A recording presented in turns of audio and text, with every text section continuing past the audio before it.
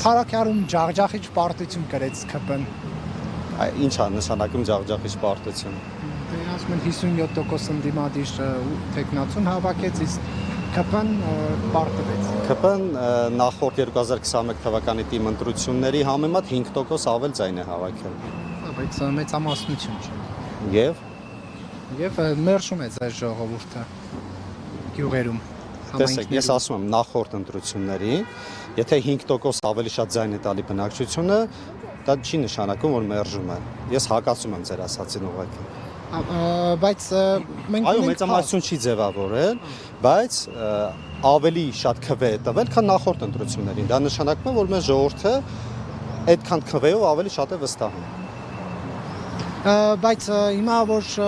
ընդդիմությանն է նախընտրում ժողովուրդը, սա ինչ է նշանակում, որ ձեզ այլևս 26 թվականին իշխանություն ձևավորելու հնարավորություն չեն տա։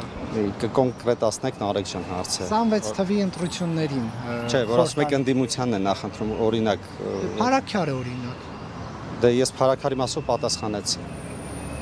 Մնացածի մասով չգիտեմ, ավելի կոնկրետ։ Ալավերդին, այնտեղ ընդդիմադիր տեխնացուներն են հաղթում, հա, համայնքներում ավելի շատ։ Ես քանի որ այլ մարզերի շատ շերտերին, հա, տեղյակ չեմ, ես կնախընտրեմ Արմավիրի մարզի մասով մեծ սիրով պատասխանեմ։ Ինչ վերաբերում է Փարաքարին, չգիտեմ, ես ասացի արդեն, որ նախորդ թիմ ընտրության համեմատ մենք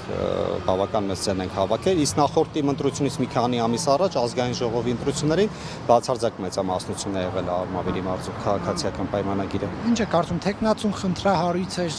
դրա համար չքվեարկեցին իրոք։ Ես չեմ կարող ասել, մենք մեր ծրագիրը ներկայացրել ենք, իրականացրել ենք շատ լավ քարոզարշավ,